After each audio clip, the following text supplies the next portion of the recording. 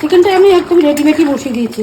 আচ্ছা, হ্যাঁ, চিকেন কি সুন্দর গন্ধ বেরিয়েছে। ওর বাবাই খাবে, মাটন বাবা তো মাটন খায় না।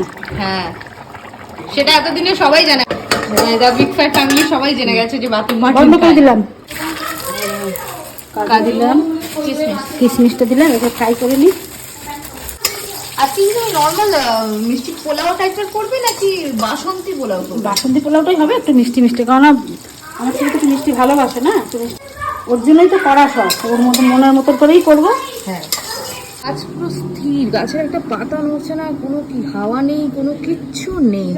আমি কলকাতা থেকে এলাম, মানে কলকাতাতে একরকম গরম আর এখানে একরকম গরম।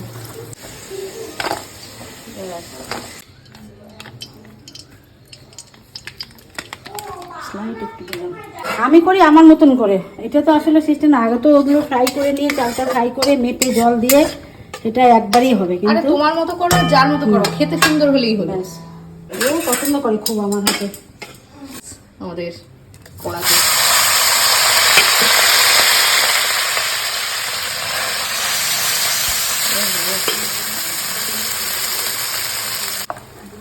আমি না নুনটা একটু হাতেই দিই, হ্যাঁ, হাতে দিলে আমার আন্দাজটা ঠিক আসে।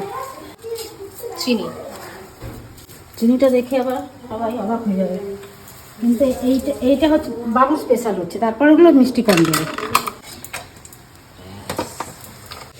ঝরঝরে হয়ে যাবে বলো। তাহলে মোটামুটি হয়ে এসছে রান্না বলো। যাই হোক না, হ্যাঁ, খেতে ভালো হলে, আমার ছেলে যদি বলে ভালো, ব্যাস, আমি আর কোনো কিছু নেই, ও ভালো বললেই ব্যাস।